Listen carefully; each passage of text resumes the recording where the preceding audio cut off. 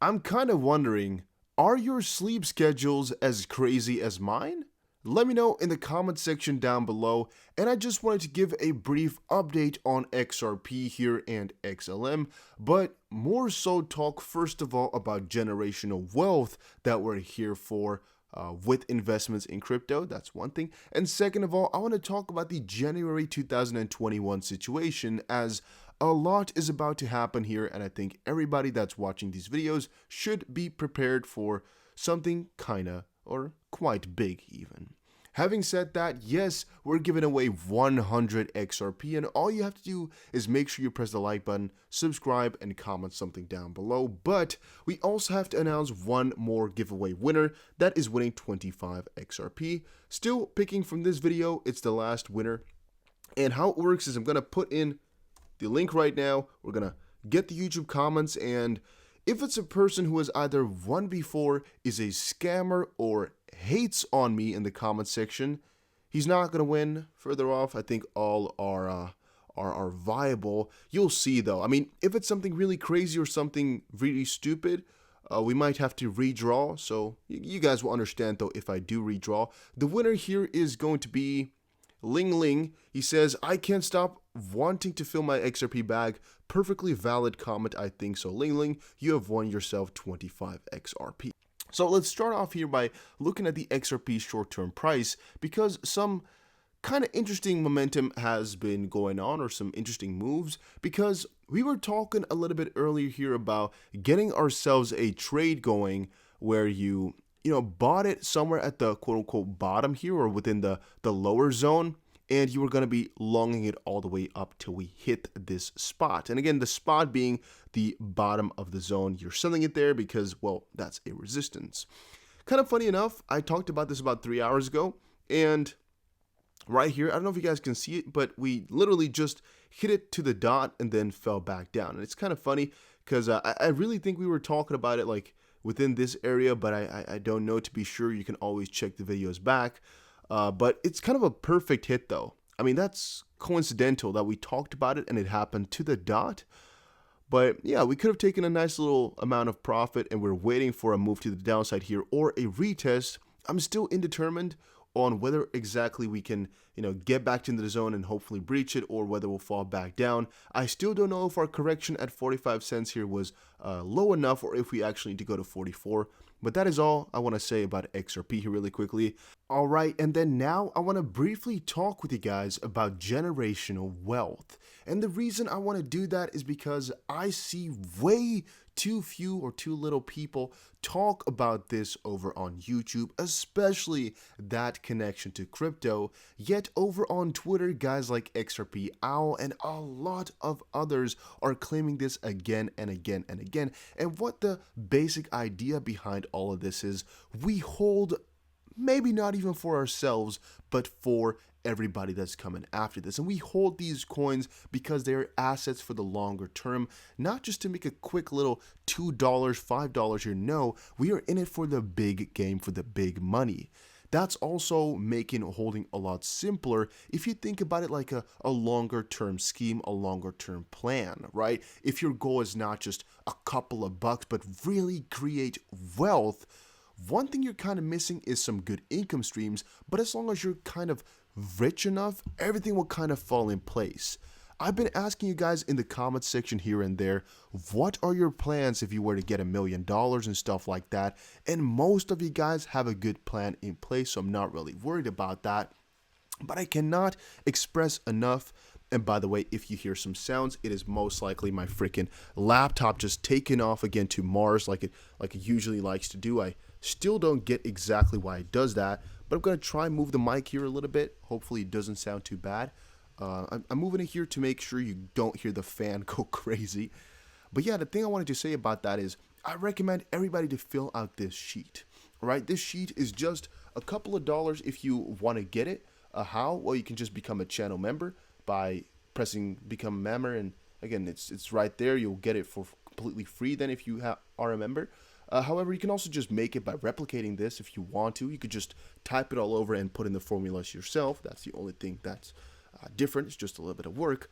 But the cool thing about this sheet is you get a very good idea of what you are worth and what you will eventually be worth. So you can already go ahead and plan cash flows that are going to flow from this eventually, and you can just start to build things for the future. So you're not just thinking about now, but you're thinking about the generations that are coming after this and stuff like that. And I think that is very, very important. So again, if you have some spare time, fill in this purchasing part and the selling part. Just think about when exactly you would cash out and how much, and see how much profit you would make, or hear how much profit you would make and what you would do with that profit. Let me know in the comments section down below. Now, having said that, let's move on here, because I talked about generational wealth, but now let's move over into some more, I guess, important subjects, which are the January situation of 2021. I showed you guys a video earlier talking about Raoul Pal, who said that most of the money that's being mined right now in terms of Bitcoin is being bought by PayPal, Stripe, and Grayscale. That is still the truth, but there's another behemoth here coming up which might not be buying any of the crypto, but might scare a lot of bigger players off of holding crypto, and might actually attach a lot of capital as well, and might just really take away the legitimacy of the space that they've built for themselves, as I don't think that many people are liking it. Now, will it really replace crypto and Bitcoin and stuff like that? I don't think so at all. Originally, perhaps, but right now the way it's being built, definitely not in any way, shape, or form. Yet, the idea that it's rolling out here, it'll be solely supported by the US dollar, by the way, is just kind of a threat to a lot of different things. And I don't think people are happy with this at all, which might reflect on crypto. That's something to really watch out for and think about. Then 93,000 Bitcoins sent to centralized exchanges. One thing you need to know and understand is a lot of these exchanges, like I've just kind of mentioned with PayPal and Grayscale and stuff like that, and just like hedge funds and bigger players like this, they might eventually actually control or have deposited so much of the crypto that the velocity of crypto goes down dramatically. Why?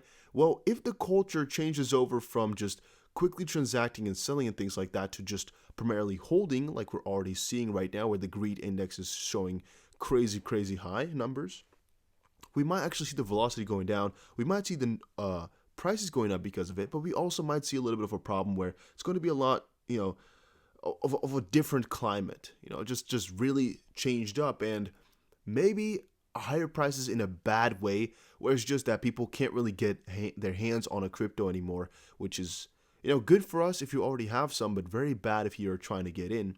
There's just less out there, and we're already seeing that with the new money that's being generated in Bitcoin.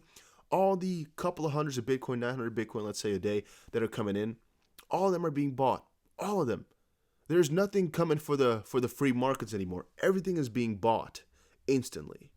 And a good kind of question to ask yourself is, should we be afraid of all the crypto being bought here? And should we be afraid of everything CBDC related and all those things are kind of the same way? Why? Well, all the crypto being bought here and CBDCs, they kind of fall into the same territory or the same lane, because we are talking about something kind of newer that's happening, something kind of scary and something people don't know the consequences of, and also something that has some bigger or longer term effects that are very heavy, even though you can't see them just quite yet. We can't really fathom and we can't really see the severity of it all, even though they're two completely different things. They're kind of the same. Now, with Bitcoin and the buying, I think is just kind of scary because, well, it's kind of getting rid of our circulating supply piece by piece, which is kind of scary. It's definitely not adding to it. It's kind of good for scarcity, sorry, I keep pronouncing that wrong. But it's not that good for the newer holders, and it's not that good for the velocity. Another problem I should say here is how the US right now is very afraid that China can control the Bitcoin. And another one, of course, is the CBDC issue, where the Fed has already clarified a couple of times, and we'll get to that in just a second, that they would rather go for slow and steady than quick and bad. But there's still so much scariness. What's the word for that? Afraidness? No, that's not the thing. Where the US is afraid of China. That's what I'm trying to say. I don't know the perfect word for it. Angst. That's the word in Dutch. Angst. I don't know. I don't know. Scariness. No. I can't think of a word. Fear. Oh, There we go. I almost crapped my pants just trying to come up with that word. But all right, let's move on. Better to get it right than to be the first with CBDC, says US Fed Chair. This is exactly what I was just referring to here, guys, where they would rather be first, or rather be doing it properly rather than being first, right? And that's a very important stance to have on the situation. I really respect that. But on another degree, it's just kind of a, we can't be first, so let's just claim that we want to do it properly. But again, these CBDCs are going to be rolling out here very, very soon. And the first quarter of 2020 is when we're going to see a lot of statements coming out. We see one from the ECB on whether or not they're going to be supporting CBDCs. We'll see more coming out from China, a lot more. And I think also, due to the recent concerns here with regulation especially, but also scares from China, that we're going to be seeing some statements come out from the US regarding the situation, if they are scared or not of Bitcoin, or kind of the Chinese control of Bitcoin. Crypto assets worth 4.2 billion seized by Chinese police in Plus token Ponzi scheme. To this one, I would also just say again, we must be wary that they, and with they I mean authorities, don't get control of too much of the assets or too much of the power or something like that. Brad Garlinghouse of Ripple earlier stated his frustration or his fear that China will be able to control the whole of Bitcoin. But to a certain degree, it's not like the power of a coin like Bitcoin proof of work is controlled by the amount of money that they have. But we should also keep in mind that, the more crypto they have in control, again, the less the circulating supply and the more they can kind of see what we are doing. Why? Well, if they control it all, if they have a lot of the money, eventually it's going to go through them, except for if they hold it and try to seize everything, which would be kind of difficult. But it's something they might be doing, because what's going to happen to this 4.2? Is it going to be sold off, or are they going to be keeping it in their wallets or something like that? I also don't know. Or are they going to try to give it back? Then one thing I found interesting was talking about the longevity of these crypto, and a lot of guys in the community here, they're just so happy to be able to buy at these quote-unquote cheaper prices. That's one thing. But also, more and more players are hopping in, and I'm really seeing a lot of good things happen for crypto this year, which I think will be reflected next year as well.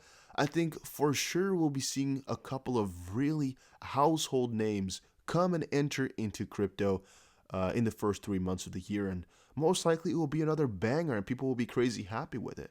I mean, a lot of people we never thought would enter into crypto have already entered, and that list is only getting bigger and bigger as time progresses.